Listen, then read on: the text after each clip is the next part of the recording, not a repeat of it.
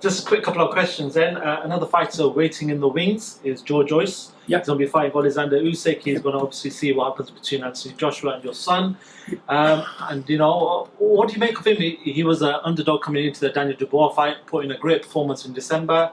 What do you make of Joe's professional career to date? Let me just say this much. First of all, Joe is one of the nicest people in boxing. What a lovely young man.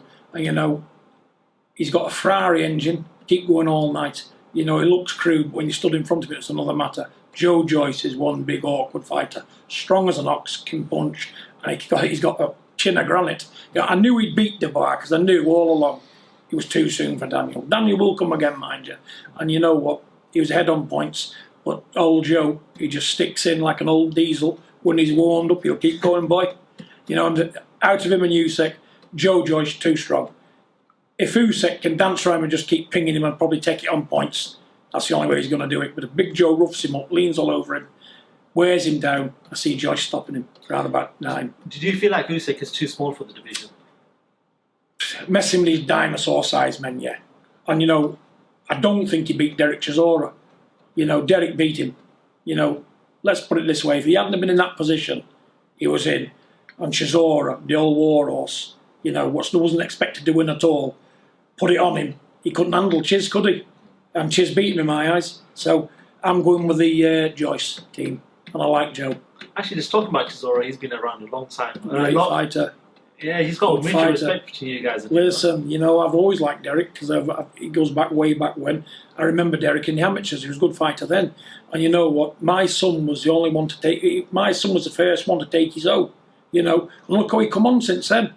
2 great fighters met early in their careers. You know, he went on to do numerous things. Did Derek? Derek's unlucky not to have picked up a world title because 6 years ago, Derek was probably as good a heavyweight what's out there. He'd still give people a lot of problems today. People who's looking at DERECK CHISORA for an easy fight, don't bother. Because he'll give anybody a hard fight up until he's 40-year-old. He's dangerous too, and he likes to fight, does Derek.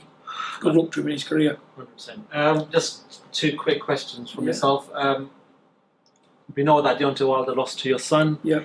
Since then, there's been a lot of things said in the media, things that he's come out with, things where, you know, he got rid of Mark Breland for throwing in the towel, talked about the suit. What do you make of the build-up of sort of excuses that he's given to his loss to your son?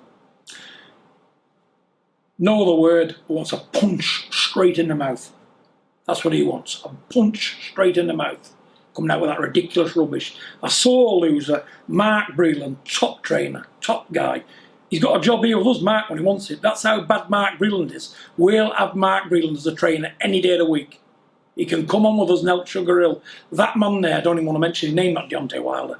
That man is a poor excuse for a man. He got beat fair and square in his own country. He got ragdolled and battered. Battered to a pulp. And he's used every excuse to tarnish Tyson's victory. You can't do it, Deontay. You're a piece of crap of a man. And see that? You want it ramming straight down your throat. I don't want to talk about your rubbish. Get off. I hope you never fight again, you rubbish. Final one then, where I leave Deontay. And best stuff. Don't even mention men like that. He's not a man. No, that's fine. He's not a man.